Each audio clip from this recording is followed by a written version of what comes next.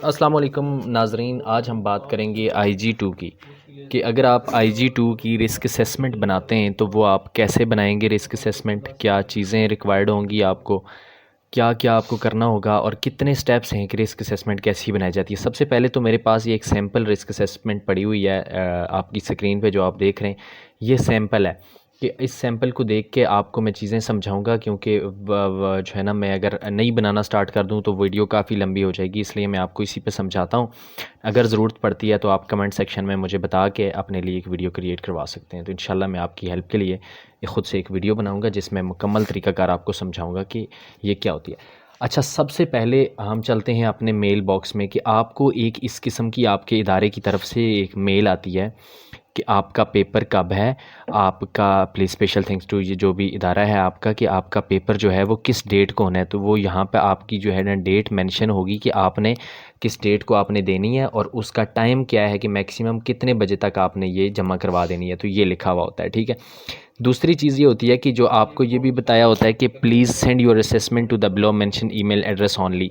आपने risk assessment जमा कराने के लिए इस ईमेल एड्रेस के ऊपर भेजनी होती है। जैसे ही आप इसको क्लिक करते हैं तो ऐसी विंडो खुलती है आपके सामने, और फिर आप इधर अपना रिस्क असेसमेंट लिख के और इधर फाइल्स को अटैच करके आप रिस्क असेसमेंट को भेज सकते हैं। ये हो गया भेजने का तरीका और देखने का तरीका कि आपको रिस्क असेसमेंट कैसे मिलती है। जब भी आपके पास रिस्क असेसमेंट आती है तो आपके साथ अटैचमेंट्स आती हैं 6, ये कितनी भी हो सकती हैं। अब 6 अटैचमेंट्स में क्या है, एक तो एबाकस का लोगो है, ये भी लोगो हैं हाई फील्ड के और ये HABC के और दूसरे तीसरे निबोश का और ये वो। हमारे पास काम की चीज़ क्या है, एक IG-1 IG-2 का सैंपल आता है साथ, कि आपका जो IG-2 है वो कैसा होना चाहिए। यही सैंपल मैं अभी आपको जो दिखा रहा हूँ ये सैंपल होता है कि इसको देख के आप रिस्क असेसमेंट बनाएं। उसके बाद आपका एक वर्ड डॉक्यूमेंट का एक फॉर्म आता है। ये फॉर्म वो है जो इसके ऊपर आप अपनी रिस्क असेसमेंट बनाएंगे। ये पूरा मुकम्मल है, मैं इसको भी आपको दिखा देता हूँ कि ये कैसे होता है, ठीक है। इसके बाद आपके पास आती है IG-2 की गाइडेंस। ये गाइडेंस और ये गाइडेंस ब्लॉग, ठीक है, IG-2 की, ये बहुत ज़्यादा इंपॉर्टेंट होते हैं। ये दोनों आपके लिए नेसेसरी होते हैं, ठीक है। एक आपका IG-2 का गाइडेंस और IG-2 का ब्लॉग, ये दोनों आपने पढ़ने होते हैं। तो सबसे पहले हम जो है ना इस IG-2 की गाइडेंस को देखते हैं कि ये गाइडेंस है क्या। ये देखिए निबोश की तरफ से ये ऑफिशियली आपके पास ये गाइडेंस भेजी होती है, जिसमें आपको बताया जाता है कि किस किस चीज़ के कितने नंबर हैं, क्या हिसाब किताब है, आपने रिस्क असेसमेंट कैसे अटैम्प्ट करनी है, चेक करने वाला कैसे करेगा। इसके टोटल 4 पार्ट्स हैं। पहले पार्ट को हम देखते हैं कि पहला पार्ट क्या है जी, कि description of the organisation and methodology used. कि आपने जब आप IG-2 के ऊपर जाएं तो जो सबसे पहला आपका पार्ट है, उस पार्ट में आपने क्या करना होता है कि आपने ऑर्गेनाइजेशन का नेम लिखना होता है। ऑर्गेनाइजेशन का नेम आपने लिखना होता है। ये देखिए ये चीज़ें सारी की सारी लिखी हुई आती हैं। मैं पीछे चलता हूँ, आपको दिखाता हूँ कि कैसे ये चीज़ें सारी लिखी हुई आती हैं। हाँ, ठीक है, मैं ये फॉर्म ओपन कर देता हूँ ताकि आपको आसानी हो, साथ साथ आप देख सकें। अभी ये देखें, ये है हमारे पास क्या, नेम ऑफ़ ऑर्गेनाइजेशन। अभी इस जगह पे आपने ऑर्गेनाइजेशन का नाम लिखना है, कि जो भी आपकी ऑर्गेनाइजेशन का नाम है, सपोज़ दैट कि कुछ भी है। मैं यहाँ पे सपोज़ दैट आपको समझाने के लिए पाक बिल्डर्स एंड डेवलपर्स लिख देता हूँ, ठीक है। पाक बिल्डर्स एंड डेवलपर्स। अभी ये क्या है, ये कंपनी का नाम है, ठीक है। मैं वीडियो को ज़्यादा लंबी नहीं करूँगा, मैं साथ लिखता नहीं जाऊँगा इसलिए ताकि मैं आपको समझा सकूँ, ठीक है। आपने पाक बिल्डर्स एंड डेवलपर्स यहाँ पे लिख दिया। जैसे ही आपने पाक बिल्डर्स एंड डेवलपर्स यहाँ पे लिखा तो आपने नेक्स्ट काम क्या करना है कि ये देखिए नेम ऑफ़ ऑर्गेनाइजेशन क्या है, इंटरनेशनल जर्नल गराज। ये जो भी इनका है कंपनी, इसका नाम आ गया। जैसे ही कंपनी का नाम यहाँ पाया तो दूसरे नंबर पे क्या चीज़ आ गई जी, कि साइट की लोकेशन। अभी साइट की लोकेशन किधर है आपकी, अगर साइट की लोकेशन लाजमी, आप जब भी रिस्क असेसमेंट बना रहे हो तो मेरी रिकमेंडेशन ये है कि आप एक बार किसी एक्चुअल साइट के ऊपर चले जाएं जो साइट वर्किंग हो, और वहाँ पे जाकर आप कंस्ट्रक्शन पे चले जाएं, प्रोसेस प्लांट्स के अंदर चले जाएं, गराज के अंदर, किसी भी जगह पर आप चले जाएं। लेकिन आपको ज़्यादा आसानी कंस्ट्रक्शन साइट्स के ऊपर होगी कि वहाँ पर बहुत ज़्यादा हैज़र्ड्स फाउंड होते हैं, आपको बहुत ज़्यादा चीज़ें आपको देखने को मिलती हैं। और हमारे पाकिस्तान के अंदर तो रिस्क असेसमेंट बनाने में बहुत ज़्यादा आसानी होती है। तो आपका नॉलेज भी हो जाएगा और आपको ये बनाने में मदद भी मिलेगी, क्योंकि हैज़र्ड्स आपकी आंखों के सामने घूम रहे होंगे। तो साइट लोकेशन है, सपोज दैट इधर हमने पार्क बिल्डर्स एंड डेवलपर्स लिखा था, अभी ये है साइट लोकेशन। तो साइट लोकेशन आपकी इस्लामाबाद है, लाहौर में है, रावलपिंडी में है, किसी भी जगह पे है, वो आप जगह का नाम लिख देंगे कि यहाँ पे साइट जो है ना ये लोकेटेड है। दूसरा है नंबर ऑफ़ वर्कर्स, कि पूरी कंपनी के अंदर कितने वर्कर्स हैं। अभी इसने 24 वर्कर्स लिखा हुआ है, तो आपके 100 वर्कर है, 500 वर्कर है, 1000 वर्कर है, 230 है, 240 है, जितने भी हैं वो आप सारे वर्कर्स यहाँ पे लिख सकते हैं। तो वर्कर्स लिखने के बाद आपने क्या किया कि अब नंबर ऑफ़ वर्कर्स आपने लिख दिया कि जितने भी हैं। फिर आपने अभी ये general description of the organisation, एक बात याद रखिएगा कि जो आपने जब भी रिस्क असेसमेंट बनानी है, तो जिस कंपनी के अंदर आप गए हुए हैं, जिस प्लांट के ऊपर गए, जिस ठेकेदार से मिले हैं आप उससे ना उस कंपनी के बारे में थोड़ी सी जांच कर लीजिएगा, मतलब पूछ लीजिएगा कि ये कंपनी है क्या, कब से है, क्या काम कर रही है, इसके अंदर होता क्या क्या। अभी इन्होंने क्या लिखा हुआ है कि IGGG limited has is a medium size garage with office, vehicle repair shop and paint spray booth. The business does lot of repairs and maintenance commercial vehicles. अच्छा, ये आपको इदारे ने भी पढ़ाया होगा, मैं लंबा नहीं करना चाह रहा। तो ऐसा है कि आपने यहाँ पे ऑर्गेनाइजेशन में लिखना है कि ये ऑर्गेनाइजेशन करती क्या है। सबसे पहले कि इसके अंदर होता क्या है, पेंट होता है, अगर कंस्ट्रक्शन है तो यहाँ पे ये जो है ना दीवारें बनाते हैं, ऑफिस बनाते हैं, घर बनाते हैं, प्लास्टर करते हैं, रिपेयरिंग का काम करते हैं, फर्श डालते हैं, छतें बनाते हैं, ठीक है, डिज़ाइंस बनाते हैं, ये सारी चीज़ें होगी। उसके बाद क्या आपने लिखना है कि आगे जाने के बाद कि जो है ना इस कंपनी में ने काम कितने किए हैं, ये अभी कितने पहले प्रोजेक्ट्स कंप्लीट कर चुकी है, अभी ये कंपनी जो है ना ये कौन सा प्रोजेक्ट कर रही है, इसके अलावा ये कंपनी जो है ये दिन में कितने घंटे काम करती है, इसकी छुट्टी किस दिन होती है, ठीक है। उसके बाद इसमें जो वर्कर्स हैं वो किस किस सीक्वेंस के साथ काम करते हैं, जितनी भी चीज़ें हैं उसके बारे में, ठीक है। ये सारी चीज़ें आपने जर्नल डिस्क्रिप्शन में डालनी है। आखिर पे सेकंड लास्ट ऑप्शन है description of the area to be included in the risk assessment, कि रिस्क असेसमेंट कितने कितने इलाकों की बनती है, ठीक है। मतलब जो भी कंपनी के अंदर आपने लिखा है कि ये गराज है, ये है, तो वो उसके अंदर रिस्क असेसमेंट जो है वो कितने इलाकों की कैसे कैसे बनती है। तो आप अब ये देखें, इन्होंने लिखा हुआ है कि the risk assessment will cover the garage and spray boat activities, the यहाँ तक the office area has a separate risk assessment. अभी गराज और स्प्रे बूट की अलग रिस्क असेसमेंट है और ऑफिस एरिया की अलग रिस्क असेसमेंट है। तो आपने भी ऐसे मेंशन कर देना है कि इस साइट की इतनी रिस्क असेसमेंट यहाँ पे बनती है, ऑफिस की अलग बनती है। जो जो चीज़ें आपने इधर इन्वॉल्व की होंगी उस हिसाब से आपने बताना है कि कंपनी में क्या क्या होता है, ठीक है। और अदर एनी रेलिवेंट इन्फॉर्मेशन में इन्होंने लिखा हुआ है कि the finance director who report directly to the managing director has direct responsibility for health and safety. अभी ये कहना चाह रहे हैं कि इनकी जो कंपनी है उसके अंदर कोई भी सेफ्टी ऑफिसर मौजूद नहीं है, लेकिन जो फाइनेंस डायरेक्टर है वो ही हेल्थ एंड सेफ्टी ऑफिसर का किरदार अदा कर रहा है, ठीक है। ये चीज़ यहाँ पे होगी। अभी ये हो गया कि इन्होंने ये बता दिया। अच्छा, मेन चीज़ आपको यहाँ पे बताता चलूँ कि यहाँ पे लिखा हुआ है लर्नर नंबर और लर्नर नेम। आपने सबसे पहले जब आपने ये रिस्क असेसमेंट बनानी स्टार्ट करनी है, मैं आपको माइक्रोसॉफ्ट की डॉक्यूमेंट पे ही बता दूँ ताकि आपको आसानी हो। ये देखें, इसके ऊपर जब आप चले जाते हैं डॉक्यूमेंट के ऊपर, तो यहाँ पे जब आप नीचे जाएंगे तो ये लर्नर नंबर है, ये देखो इसके ऊपर क्लिक नहीं हो रहा होगा, लेकिन जब आप इसको डबल क्लिक करेंगे तो ये यहाँ पे हेडर और फुटर ऑन हो जाएगा। तो हेडर फुटर का मतलब ये है कि जब भी आप यहाँ पे कोई चीज़ लिखेंगे वो सारे डॉक्यूमेंट्स पे यहाँ पे लिखी जाएगी। सपोज दैट मैं 1 2 3 4 5 6 7 8 9 लिखता हूँ यहाँ पे, और ये लर्नर नंबर हो गया, और लर्नर नेम की जगह मैं यहाँ पे कमर हनीफ लिख देता हूँ। तो आप जब भी जैसे भी आप कमर और हनीफ लिखेंगे तो ये सारे के सारे डॉक्यूमेंट्स के ऊपर, सारे पेजेस के ऊपर आ जाता है, ठीक है। ये लिखने के बाद आप बाहर क्लिक करेंगे, इसी तरह डबल क्लिक, तो ये देखो ये मध्यम सा यहाँ पे लर्नर नंबर भी आ गया और लर्नर नेम। अब क्या है, नेक्स्ट पेज पे जाऊँगा तो ये भी इसके नीचे लिखा होगा, ये आपने लाजमी एडिट कर देना है। इसके ये फ़ायदा होता है कि ये जो निबोश के पास जब आपकी या जिसके पास चेक करने के लिए जाती है तो वो आपकी नाम से जाती है, तो वो आपके लिए आसानी होती है। दूसरा, इसको सबमिट करने से पहले PDF में ज़रूर सेव कर लीजिएगा। कभी भी आपने अपनी रिस्क असेसमेंट इस तरह एडिटेबल नहीं भेजनी है। आप जब इसे कंप्लीट कर लें तो आपने फिर जिसको भी रिस्क असेसमेंट भेजनी है इदारे को, तो आपने क्या करना है कि इसको PDF फॉर्म में भेजना है, जिस तरह भी ये मेरे सामने है, जिसके ऊपर मार्क्स तो किया जा सकता है बट इसको एडिट नहीं किया जा सकता, ताकि आपके साथ कोई फ्रॉड धोखा वगैरह ना हो। अच्छा, ठीक है। नेक्स्ट सेक्शन है, इसमें हम आगे जाते हैं कि ये है कि अभी ये आपने 100 से 200 वर्ड्स में कंप्लीट करना है। इस सेक्शन, ये भी अभी पार्ट 1 चल रहा है। ये कहता है कि outline how the risk assessment was carried out and this should include sources of information, sources of information, or how to spoke to the end, how to identify the hazards, what is already being done, in additionally controls or actions and that may be required. तो ये सारी चीज़ें जो यहाँ पर लिखी हैं, यहाँ पे लिखनी है। अभी ये क्या कहता है कि मैंने क्या देखा, अभी आपकी ऑब्जर्वेशन जब आप वहाँ पे चले जाते हैं तो ये कहता है कि I started by looking see the ILO has many course of practice regarding the garage work के बराबर ये थे, क्योंकि आपने भी तो जाने से पहले तैयारी करनी है ना। अच्छा, एक मज़े की बात यह है कि रिस्क असेसमेंट के अकॉर्डिंग आप वहाँ पे एक इंस्पेक्टर के तौर पे जाते हैं, ठीक है। आप एक इंस्पेक्टर होते हैं और आप साइट को विज़िट करते हैं और वहाँ की हैज़र्ड्स को फाउंड करते हैं। तो आपने ये जो कोड ऑफ प्रैक्टिस है आपने कहाँ से देखा है? हेल्थ एंड सेफ्टी के ये ILO जो है ना, इंटरनेशनल लेबर ऑर्गेनाइजेशन से आप देख के जा रहे हैं। और ये मोटर व्हीकल रिपेयर के अंदर भी आपने ये देखा है, और एसोसिएटेड इंडस्ट्रीज़, और ये वो वहाँ good in source of information, और लिंक भी दे दिया है, ठीक है। ये सेम चीज़ भी आप लिख सकते हैं, ठीक है।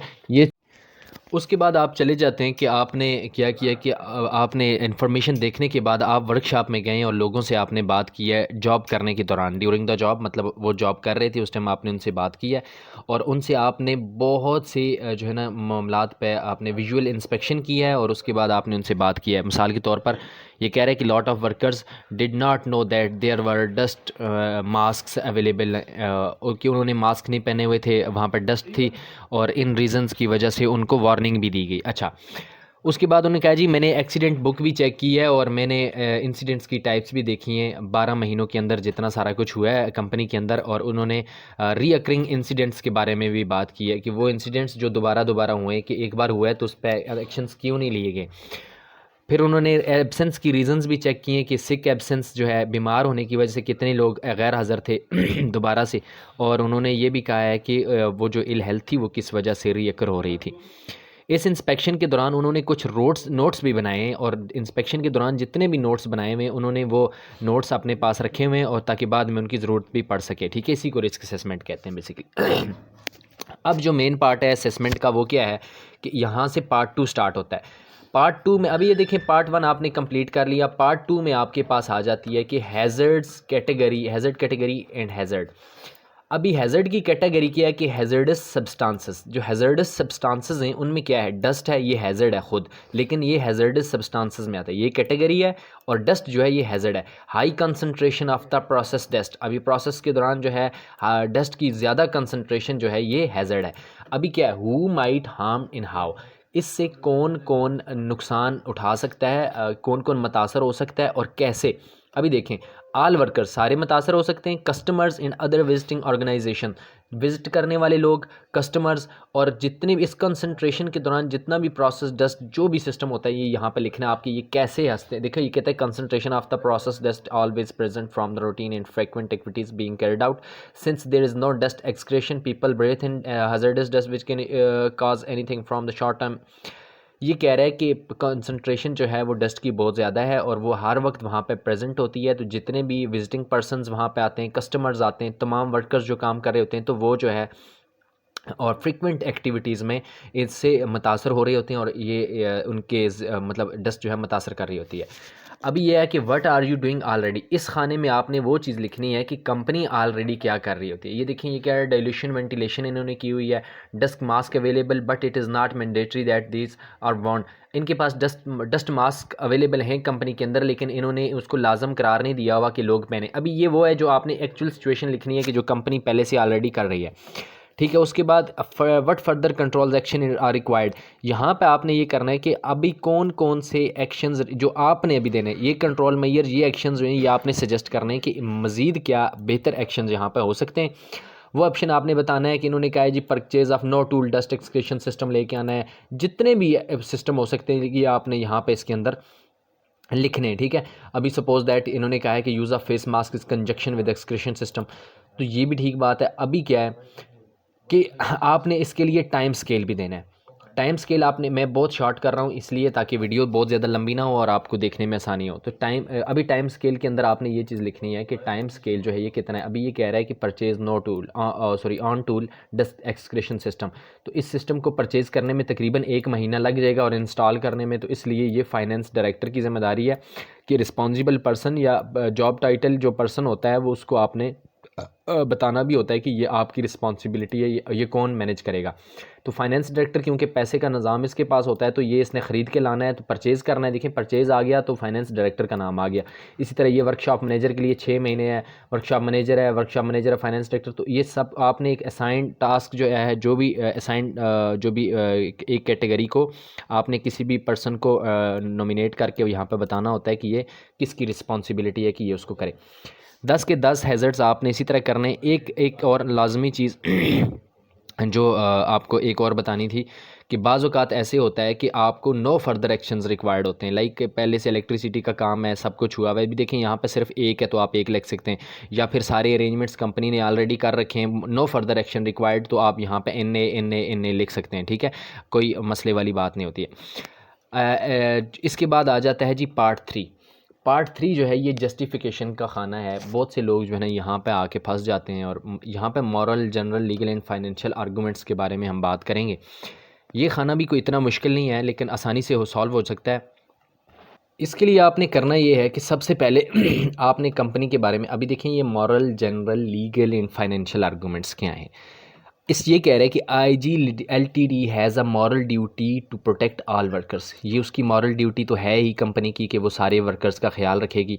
और दूसरा, यहाँ पे जितने भी वर्कर्स हैं वो पैसे कमाने के लिए आए हुए हैं, wage to earn a wage. ठीक है, अपनी फैमिली के लिए, किसी भी काम के लिए, मतलब वो काम करेंगे तो काम के बदले में पैसे लेंगे, फ्री में कोई नहीं कर रहा। ठीक है, अच्छा, not to be a part of risk और फॉलिंग इल। वो यहाँ पे बीमार होने के लिए या फिर किसी भी ख़तरे को मोल लेने के लिए नहीं आए हुए। ठीक है ना। अच्छा, फ्यूचर में ये है कि वर्क एक्टिविटीज़ जो हैं वो बहुत सारी होंगी, उसके लिए रिस्क असेसमेंट कैरिड की जाएगी।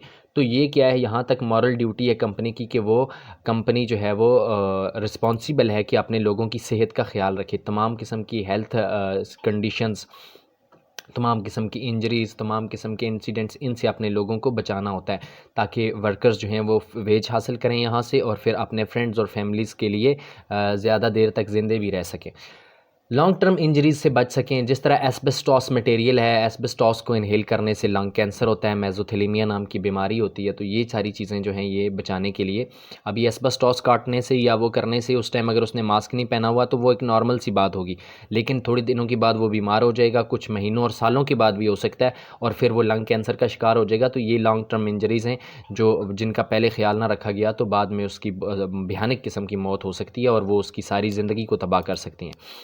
अभी क्या है कि IGG has legal requirements to protect workers under ILO safety health and safety convention C155। अच्छा, ILO की कुछ रिकमेंडेशंस हैं और कुछ कन्वेंशंस हैं उसके मुताबिक C155 के मुताबिक, ILO इंटरनेशनल लेबर ऑर्गेनाइजेशन के मुताबिक जो C115 है, इसके मुताबिक ये लीगली, मतलब कि कानूनी तौर पर कंपनी को अपने वर्कर्स को प्रोटेक्ट करना होता है। Financial impacts could be broken down to this categories. अच्छा, अभी हम क्या चीज़ है, एक सेफ्टी ऑफिसर क्या देखता है। सेफ्टी ऑफिसर सबसे पहले उसको 3 चीज़ें, उसकी मॉरल ड्यूटी है कि वो बचाए। दूसरा, वो कंपनी की जो है एक तो इंसिडेंट्स और एक्सीडेंट्स का ख्याल रखता है। उसके बाद वो लीगल एक्शंस का ख्याल रखता है कि लेजिस्लेशन इसमें इन्वॉल्व ना हो, या अगर होती भी है तो वो फिर यह है कि उससे भी कंपनी को बचाना होता है और वर्कर्स को भी बचाना होता है। और तीसरी चीज़ ये होती है कि आपने फाइनेंशियल इम्पैक्ट्स को भी बचाना होता है। लाइक देखें, एक एक्सीडेंट जो है वो सिर्फ यही नहीं होता कि अगर बंदे की उंगली कट गई है तो वो ख़र्चा होगा और उसको कंपनसेशन देंगे और ख़त्म हो जाएगा। नहीं, उसकी देखें, वो इंजर्ड वर्कर है, उसको सिक पे भी देनी है आपने, उसकी जगह पे दूसरा वर्कर भी हायर करना है, फिर उसकी मेडिकल जितनी भी कॉस्ट आती है, फिर उसको घुमाने की, फिर अगर ऊपर से लेजिस्लेशन फ़ाइन करती है, कंपनी भी बंद हो सकती है। तो ये सारी चीज़ें एक सेफ्टी ऑफिसर की ज़िम्मेदारी होती हैं कि वो देखे। फिर रिप्लेसमेंट ऑफ इक्विपमेंट है, लाइक दैट कि इंफ्रास्ट्रक्चर तबाह हो गया, एक बंदा जो है वो स्कैफोल्डिंग से नीचे गिरा है और साथ स्कैफोल्डिंग भी उसकी भी इरेक्शन ख़राब हुई है, खंबे गिरे हैं, या उसकी वजह से कुछ सामान गिरा है जिससे स्कैफोल्डिंग टूट गई है, नीचे किसी की गाड़ी खड़ी थी, गाड़ी टूट गई है। तो ये सारी रिस्पॉन्सिबिलिटी कंपनी की होती है। जिस तरह दीवार गिर जाती है, गराज में कोई चीज़ टूट जाती है, तो बंदे का भी नुकसान हो जाता है और कंपनी का और पैसे का बहुत ज़्यादा भी नुकसान होता है। तो ये डायरेक्ट और इनडायरेक्ट कॉस्ट को भी आपने मेजर करना होता है साथ साथ। तो ये सारी चीज़ें भी जो है ना, ये आपने यहाँ पे मेंशन करनी है। इसके बाद जो है ना, possible enforcement action that IGG could receive include being served with prohibition. कि मैंने पहले भी बात की कि लेजिस्लेशन की तरफ से एक लेटर आता है कि जी आप काम बंद कर दें, कंपनी बंद कर दें उस टाइम तक कि जब तक हम अपनी टीम नहीं भेजते, असेसमेंट नहीं करवाते, आपके सारे चीज़ें नहीं नोट कर लेते, आपके ऑडिट नहीं कर लेते, तो उस टाइम तक तो कंपनी का बंद होने से कंपनी अपना कॉन्ट्रैक्ट नहीं पूरा कर पाती और ये बहुत बड़ा नुकसान हो जाता है। इसी तरह सिविल क्लेम्स हो सकते हैं, लोग आपके ख़िलाफ़ एहतजाज कर सकते हैं, आपके वर्कर्स आपके ख़िलाफ़ निकल सकते हैं कि उनकी जो है कंपनसेशन नहीं दी गई या फिर कुछ भी हो सकता है। तो ये कंपनी के लिए बहुत ज़्यादा, कंपनी की सबसे पहले रेपुटेशन ख़राब होती है और दूसरा ये है कि ये लॉयर्स वगैरह उसमें इन्वॉल्व हो, लेजिस्लेशन इन्वॉल्व हो, तो वो फिर कंपनी यूँ समझ लें कि डिग्रेड हो जाती है। अच्छा उसके बाद जो है इन रेपुटेशन कुड बी सीरियस और ये सारी चीज़ें जो हमने डिस्कस कर ली। अच्छा अभी हमने क्या करना है कि अभी हमने जस्टिफ़िकेशन देनी है कि जस्टिफ़िकेशन अंडर जितने भी हमने एक्शंस लिए हुए हैं उनमें से किसी एक एक्शन को हमने यहाँ पर लिखना है कि सपोज़ दैट हमने कहा था कि purchase a mobile bridge to allow mechanics to be able to safely access both sides of the inspection pit when working at a ground level. Hazard category थी वर्क एट हाइट। अभी work at height कब से start होता है कि जब 6 foot से ऊपर हो जाए, बंदा ऊंचा हो जाए, तो वर्क एट हाइट होता है। ठीक है, अभी जो पिट है, पिट वो होती है कि वो गाड़ियों का आपने देखा होगा कि बीच में खुदाई की हुई होती है और जिसमें अंदर मैकेनिक खड़ा होकर गाड़ी के ऊपर देख सकता है। तो बीच में एक खड्डा किया हुआ होता है उन्होंने कि उसमें अंदर मैकेनिक खड़ा होकर बाहर देख सकता है, तो उसको पिट बोलते हैं। ठीक है, अभी इंस्पेक्शन पिट के अंदर जो है वो कोई बंदा ना गिरे, इसलिए उन्होंने ये कहा था कि उसके ऊपर आप मोबाइल ब्रिज लगा दें ताकि एक्सेस और एग्रेस जो है वो आसान हो, लोग ऊपर आना जाना भी सही हो और नीचे ऊपर का मसला भी ख़त्म हो जाए। ठीक है, तो अभी ये हमने हैज़र्ड कैटेगरी यहाँ पे लिख दी है। अभी इसके लिए स्पेसिफिक लीगल आर्गूमेंट्स क्या हैं कि अभी ये R164 के अंडर ILO R164 और इसकी कन्वेंशन C115 कहती है कि जो है कि provide in maintain work place machinery and equipment and use work methods which are safe and without risk to health is the responsibility reasonably practicable. अभी रीज़नेबली प्रैक्टिकेबल क्या है कि पहले तो अगर खड्डा है उसके ऊपर कुछ नहीं है तो ये रीज़नेबली प्रैक्टिकेबल नहीं है, और अगर उसके ऊपर हमने मोबाइल ब्रिज लगा दिया है कि जब काम नहीं हो रहा तो ब्रिज लगा हुआ होगा तो कोई भी बंदे का वहाँ पे गिरना जो है वो पॉसिबल नहीं है। तो दिस इज़ कॉल्ड रीज़नेबली प्रैक्टिकेबल कि उसके बाद हैज़र्ड बिल्कुल ही मिनिमाइज़ हो जाए। अच्छा, हैज़र्ड को हम जो है ख़त्म कर सकते हैं, लेकिन याद रहे कि रिस्क कभी भी ख़त्म नहीं होता। रिस्क का लेवल जो है वो जितना नीचे भी आ जाए तो वो 1 ही रहता है। ठीक है, रिस्क कभी भी 0 नहीं होता, और आपको पता है कि रिस्क जो है वो मेजरमेंट टेबल के हिसाब से मिनिमम जो है वो 1 होता है एंड मैक्सिमम 25 होता है। अच्छा, दूसरी चीज़ इन एडिशन टू दिस कि ये जो भी इसके पास एक्सप्लेनेशन आपने देनी है कि ILO के हिसाब से जो है ना ये सारा कुछ होता है।